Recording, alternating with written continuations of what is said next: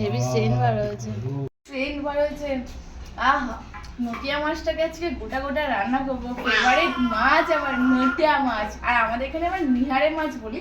নিহারে মাছের রেসিপিটা মায়ের কাছ থেকে শিখে নিয়েছিলাম। নিহারে মাছটাকে সুন্দর করে কেটে ধুয়ে পরিষ্কার করে নেওয়ার পর এর মধ্যে সব রকম মশলা মাখিয়ে দিয়েছি। মশলার মধ্যে দিয়েছি দেখো, কাঁচা পেঁয়াজ দিয়েছি, টমেটো দিয়েছি, সাথে ধনিয়া পাতা কুচি দিয়েছি, আর এদিকে দিয়েছিলাম আদা রসুন আর সাথে কাঁচা লঙ্কা বাটা। মাখানোর পরে মনে পড়লো যে তোমাদের সাথে শেয়ার করি, যদি মাখানো দেখে করতাম ভালো হতো, তাই তোমাদেরকে আমি দেখিয়ে দিচ্ছি।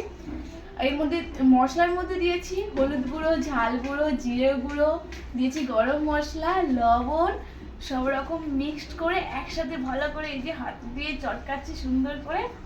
চটকে নেওয়ার পর এটাকে আমি 10 মিনিট রাখবো।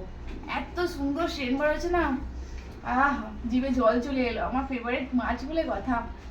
গরম তেলের ওপর এটাকে দিয়ে চাপা দিয়ে রাখবো 10 মিনিটের মতো, আর তোমাদেরকে শেয়ার করবো লাস্টে কেমন হচ্ছে। দেখো দেখো দেখো মাখানাটা কেমন হয়েছে দেখো। আহ খুব সুন্দর সেন্ট, পেট ভরে যাচ্ছে গরম ভাতের সঙ্গে, খুব সুন্দর লাগবে। কার কার ফেভারিট বলো তো নোটিয়া মাছ, কমেন্ট করে বলো। আমার তো খুবই ফেভারিট, সেই ছোট্টবেলা থেকে। চলো রান্না করে ফেলি ঝটপট, মাখিয়ে তো ফেলেছি। সাথে রান্না করবো মাছের ঝোল, তার জন্য আমি আলাদা করে আলু, পেঁয়াজ, টমেটো, ধনিয়া পাতা কেটে রেখেছি, আর একটু আদা রসুনও বাটা আলাদা করে সাইড করে রেখেছি।